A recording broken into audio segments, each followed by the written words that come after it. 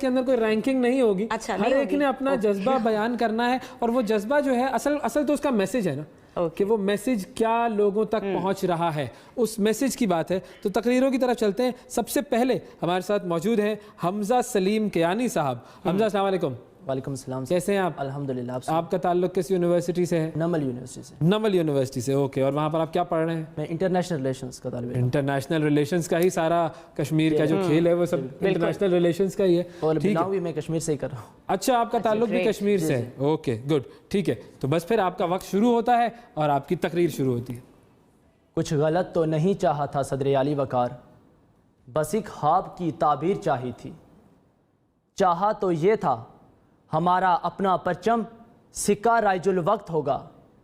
چاہا تو یہ تھا کسی کشمیری ماں کی آنکھ کا نور پیلٹ گنوں کے چھروں کی نظر نہ ہوگا. سوچا تو یہ تھا کشمیر کے بچے کندھوں پہ بندوق اٹھائے مقتل گاہوں کو جانے کی بجائے کمر پہ بستہ سجائے مکتب کو جائیں گے.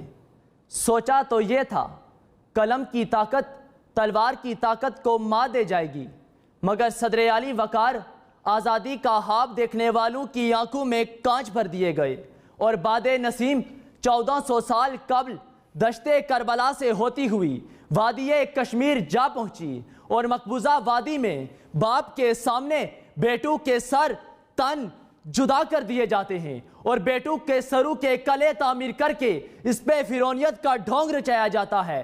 مگر ہر باپ دشمن کو یہی کہتا ہے, امیر شہر سے میری فقط اتنی سی لڑائی ہے, میں وہ سر بناتا ہوں جنہیں جھکنا نہیں آتا. میں وہ سر بناتا ہوں جنہیں جھکنا نہیں آتا. صدر علی وقار, کشمیری ماؤں نے ایسے بچے نہیں جنے جو آزادی سے کم کسی قیمت پہ سمجھوتا کریں. ہم نے خونی لکیر کے آر پار لاکھوں مسلمانوں کو کٹتے اور مرتے دیکھا, اور علی وقار ہم نے تہاڑ جیل میں مقبول احمد بٹ سے لے کر افضل گرو تک تہاڑ جیل کی دیواروں میں آزادی کے انگنت نقوش چھوڑ دیے. اور ہمارے وقار کشمیر کا ایک جوان اپنی میتوں پہ کھڑا یہ اعلان کرتا ہے, ہمارا لاشا بہاؤ ورنہ لحد مقدس مزار ہوگی, یہ سرخ کرتا جلاؤ ورنہ بغاوتوں کا علم بنے گا. یہ سرخ کرتا جلاؤ ورنہ بغاوتوں کا علم بنے گا.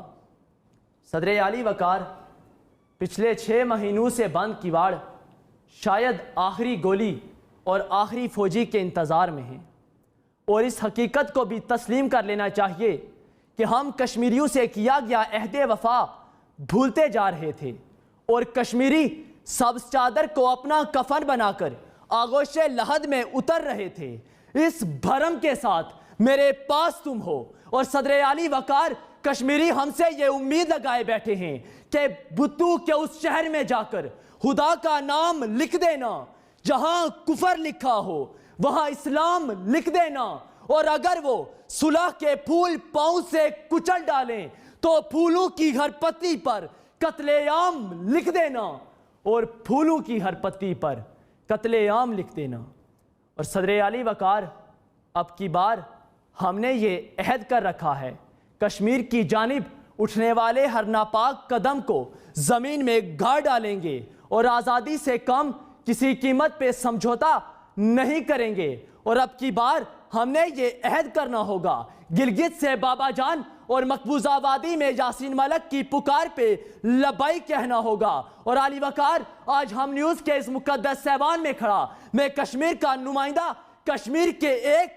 ایک دشمن سے اعلان بغاوت کرتا ہوں کہ ہاں لشکر بھی تمہارا ہے, سردار بھی تمہارا ہے, تم جھوٹ کو سچ لکھ دو, اخبار بھی تمہارا ہے, ہونے مظلوم زیادہ نہیں بہنے والا, ظلم کا دور بہت دن نہیں رہنے والا, ان اندھیروں کا جگر چیر کے نور آئے گا, تم ہو فرعون تو موسیٰ بھی ضرور آئے گا, تم ہو فرعون تو موسیٰ بھی ضرور آئے گا. اور علی وقار آفرین ان کشمیریوں پہ جو 73 برس سے توپ کے سامنے گلے لیے کھڑے ہیں اس امید کے ساتھ کہ بھارت کے ارادوں کو جلا دے گی کسی روز.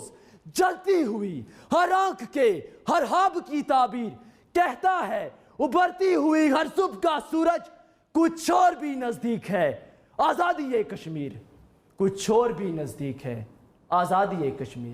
شکریہ۔ کیا بات ہے حمزہ، بہت اعلیٰ، واقعی یہ اس تقریر کے اندر ہمیں نظر آیا جذبہ ایک جوان کا اور ایک کشمیری جوان کا۔ اچھا کوئکلی یہاں پر اویس ہم جائیں گے کیونکہ معاون خصوصی ڈاکٹر فردوس عاشق اوان اس وقت میڈیا سے گفتگو کریں